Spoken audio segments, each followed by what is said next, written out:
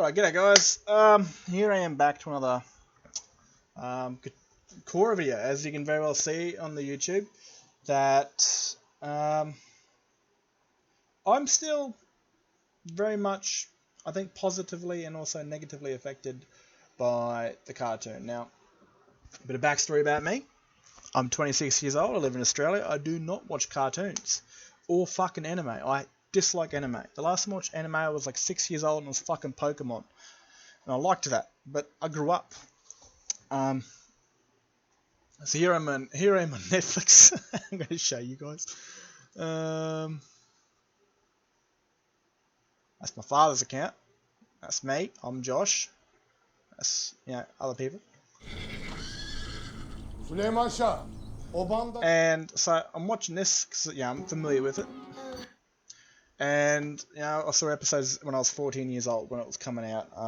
After I got home from school, the Basques Nickelodeon wasn't a free TV channel in Australia. It was part of another. It was part of like Ozstar or fucking Foxtel, whatever was paid back then.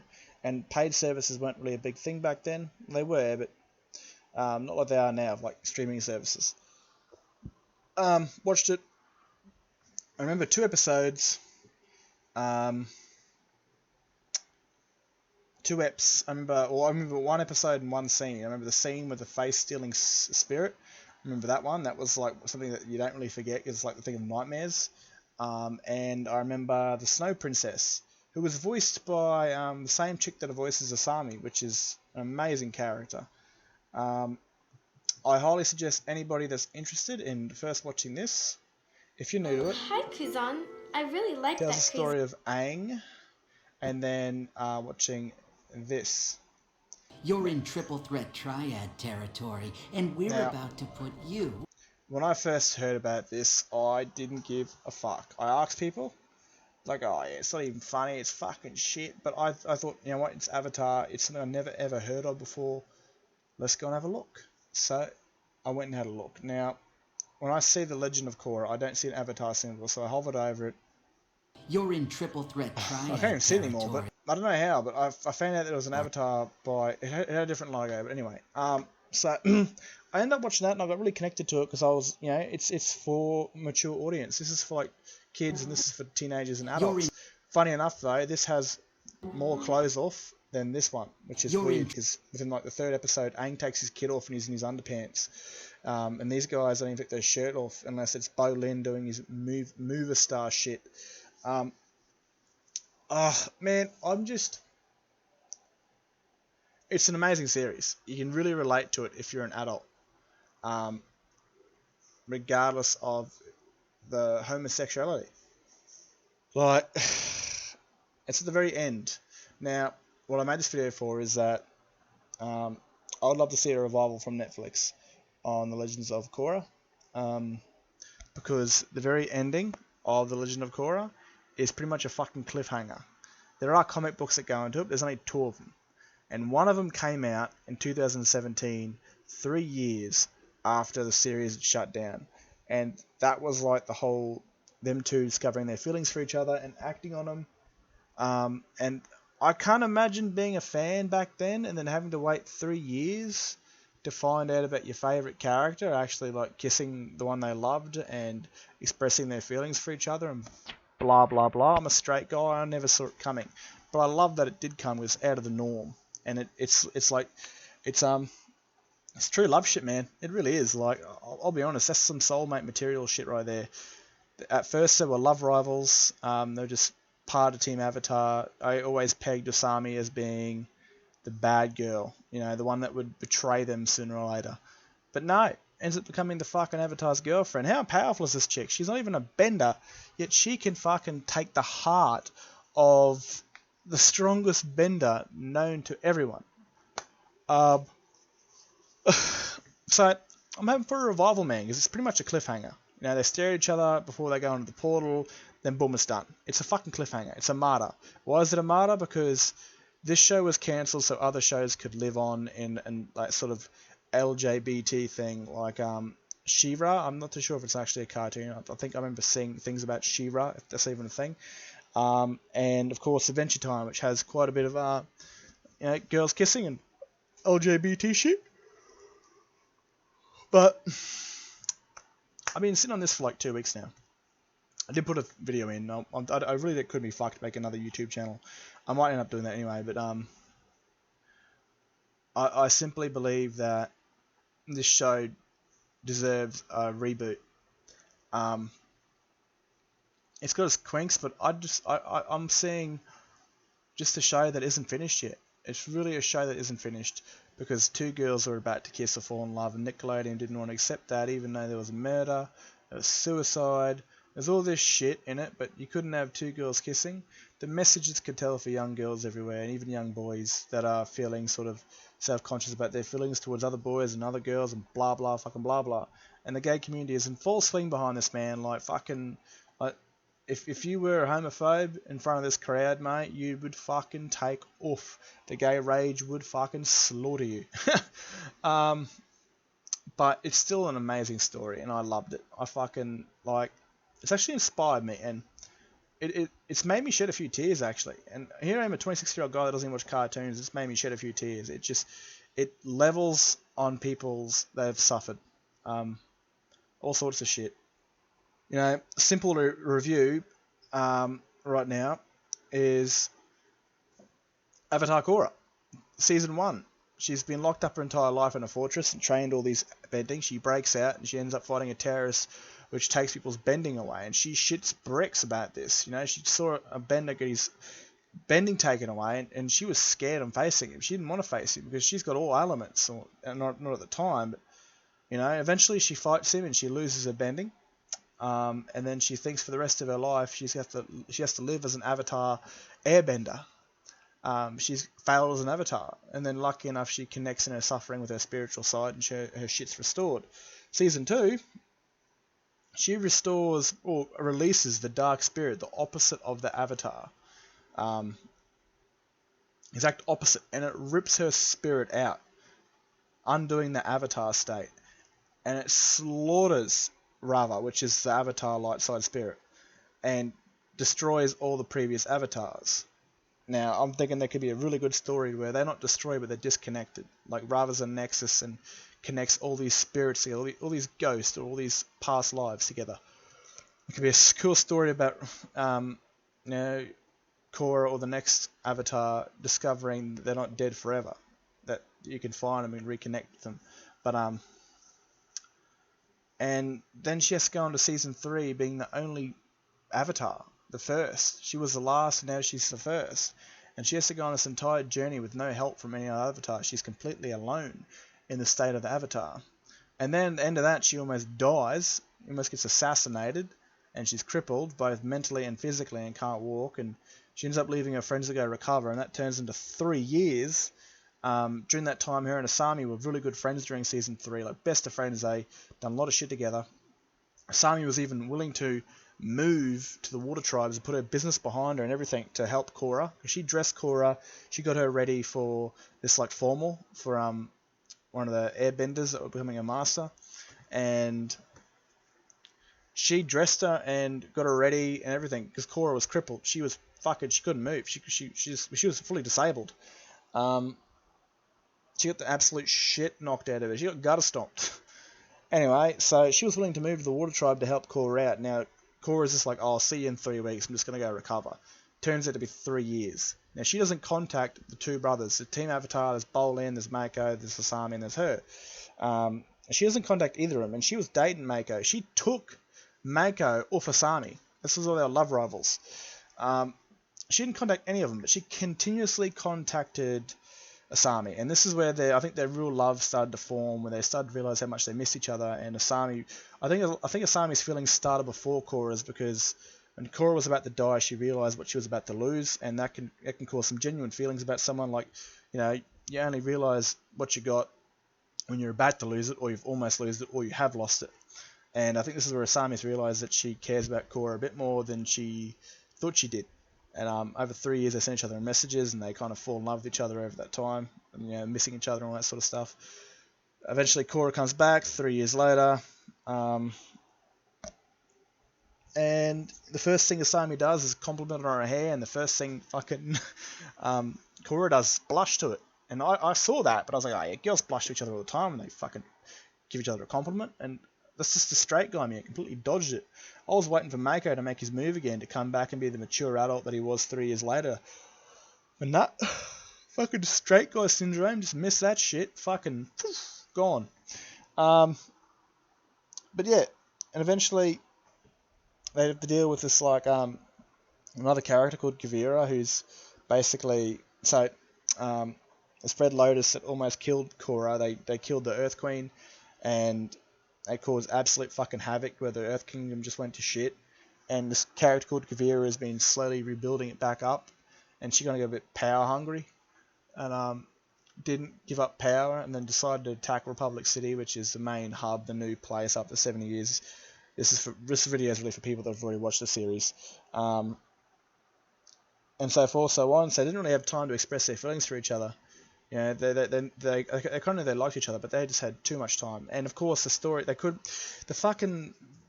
writers, the creators couldn't just go telling the story because Nickelodeon wanted it, and they were very tactical and very smart about how they implemented the relationship between Korra, where it was very mundane, like you couldn't see it, but those that were bisexual or gay could see it.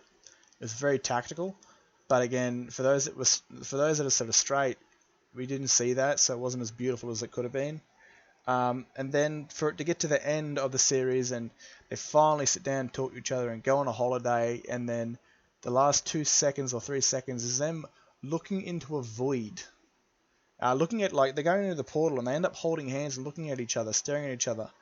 And that's when it finished, and I was like, wait the fuck up. They were just looking at each other, really weird. Like, people that like each other. What the fuck? And I Google search, and I saw 2 girls kissing, and I was like, fucking typical. Here's fucking everyone making porn of cartoon characters that get along. And I went into it, of course, because I'm a curious cat. And it was a legit source that, it was saying that these girls actually, and I was like, what? It was actually a comic book picture, and I was like, what the fuck? And I was really disturbed. Not disturbed that they were gay, I was disturbed that the story had ended just as it was about to really start between those two. Fucking no one got a happy ending. It's a massive cliffhanger. Fucking Mako dated them both, Asami and her, and he played the game, got played by the game. There was no happy ending for him. Bo Lin got a girlfriend, but it was just a relationship. And even the young girl that become a master of the Air Nation, she had a crush on a guy, but nothing happened with that. I mean, the guy that nobody liked, that fucking wanker from the Water Tribe, the really rich guy that, did the dodgy and got caught, then he kind of redeemed himself, ended up falling in love with his servant, Julie. He got married, and that was the only happy ending that really fucking got. I mean, you go into the comic books, Turf Wars is pretty good. There's a live reading of Turf Wars done by the Asami voice actress and the Korra voice actress when they enter the portal, and it's fucking beautiful. Like, watching them voice the characters is breathtaking. I shed a few fucking tears. I will admit it. I don't normally shed tears, and maybe this is a key to my fucking inner soul, to where this is one thing that can crack me open. And I thought it was beautiful. You could somewhat imagine the story, but you could actually hear it. And then it goes into a bit more of it. They did like a live reading of the other actors, a few other actors of part 1, then part 2 and part 3 never happened. And then of course, this is only done 9 months ago, and the show ended like 8 years ago or so, or more. So I think it ended 8 years ago, ended 2014, 7 years ago. Or 6 pretty much, end of December. So they come back and they did a live reading only 9 months ago in 2020. When I think the series had only just come out. Nah, it would have been before August. Anyway, that's pretty keen. Like, if I see videos from like Legends of Korra 6 years back, I don't watch it. I don't watch it because I've got no hope for that shit. What I do have a hope for is this. Like, You're in triple threat actually triad have territory. a fucking hope for this, because it's now on Netflix. It's the biggest streaming service in the world. And there's a lot of fans that are new to this, who never knew it existed, like myself. And there's a shit ton of people that think that it wasn't ended properly. Let me show you. So this is the ending right here of Legends of Korra. And that's pretty much where it ends. And it goes into the portal and it's done. And then it goes into the comic books. It's a very sad ending because it's very sad to me because you don't get to see what could have been a very beautiful story.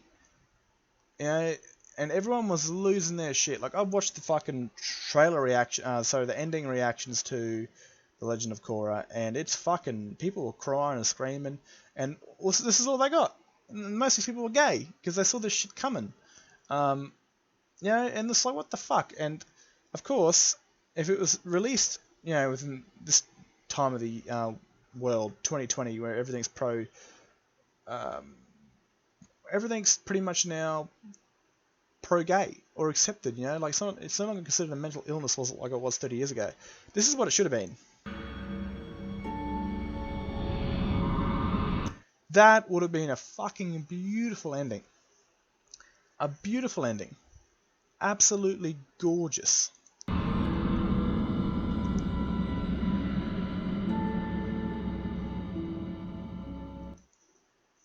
But it just doesn't feel completed. How beautiful of a story would it have been if, say for example, we got to like season 8 and it shows Korra and Asami 60 years old sitting down on a couch looking into the sunset, and then the end comes up. Like, there's still so much of a story to tell. She's only 20, I think 23, 24 when the series finally ends, when you see that little scene back there. They're still so fucking young, man. And the Avatar series, we've grown up with it. I was a teenager when I first saw it, but it was made for kids, so I was like an age group ahead. I was 21 when Korra came out. I never knew it existed until 2021. And I just, man, look, I've ranted about this long enough, but I would love for Netflix to, like, actually, I still haven't finished ranting. Netflix is doing a live adaptation of The Last Avatar, and they're going to raise the characters' ages to add a bit more of a romantic interest to it, which hasn't agreed with the original creators of it, and they've walked away. I think it's fucking stupid. It's fucking stupid, because you're telling us a story we've already seen, but that's different. The original fans, a lot of the original fans actually hate the fuck out of Korra. There's nothing like the originals. What do you think is going to happen, Netflix, when you make a live adaptation of the originals, but you change the fuck out of it to make the characters older? The original cartoon fans are going to fucking gutter stomp this. They're going to kick the living shit out of it until every puff of breath leaves its lungs. It's a bad idea. You could have definitely done a story about Aang being older in his 20s, starting a family, worrying about, you know, now that he's stopped the Fire Nation, he's got to now worry about having an air-bending child, so he can kind of give rebirth to it. Because he's the last airbender, he needs to have a child, and he goes through 2 children worrying about, am I going to have an airbending child? Am I going to be the last child and the last airbender? And eventually he does, but you know, like this story right here, in live action, when they're grown up. And eventually, you know, Tenzin comes out and he's fucking relieved, and they stop trying. They've had enough kids. And the perfect person for that would be a young, energetic, very agile character who can very pass for a young 20-year-old, and that'd be Tom Holland. For fuck's sake, shave his head out of some tattoos. He'd be a perfect young adult Aang. Perfect. He's very agile. He's fucking Spider-Man, crying out loud. But for me, personally, a guy that mods the fuck out of Skyrim, I fell in love with this series, and it's inspired me to even get back into training like a lot more. Like, I pump a lot more weights, man. You know, Korra, fuck, she's just a made-up character.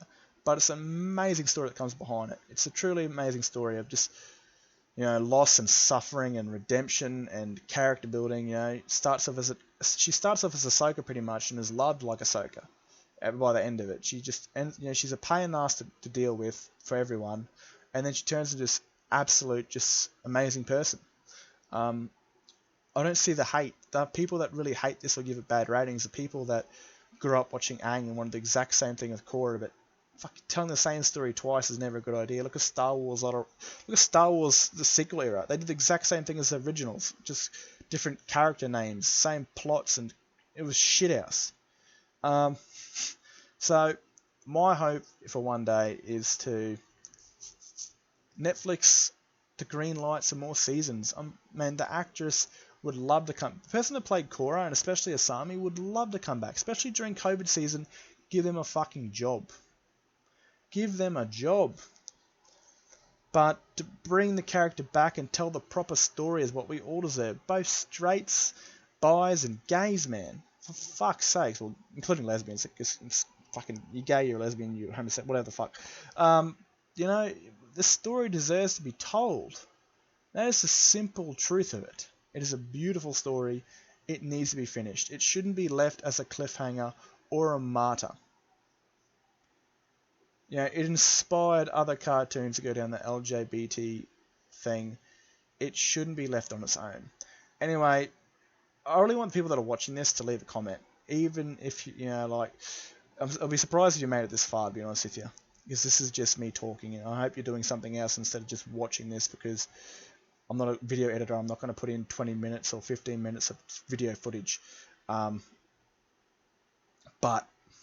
I hope you're still here. If you are, leave a like, and also definitely leave a comment what you think. Even if you're an Originals fan, you don't like Korra, leave a comment, but like not like a fucking nasty one where you just like being an asshole. Just tell me why you don't like it, and I'll tell you what I think about it in the most pleasant way I possibly can. Normally I'm an asshole or a bit of, but I actually want to have like a decent conversation about this, because this has somewhat affected me as a 26-year-old guy that didn't watch cartoons. I'm physically affected and mentally, which is different because this shit doesn't happen to me. But we all need to change sooner or later, and this is changing me. So whatever, leave a comment, leave a like or a dislike, and let me know what you guys think. Cheers.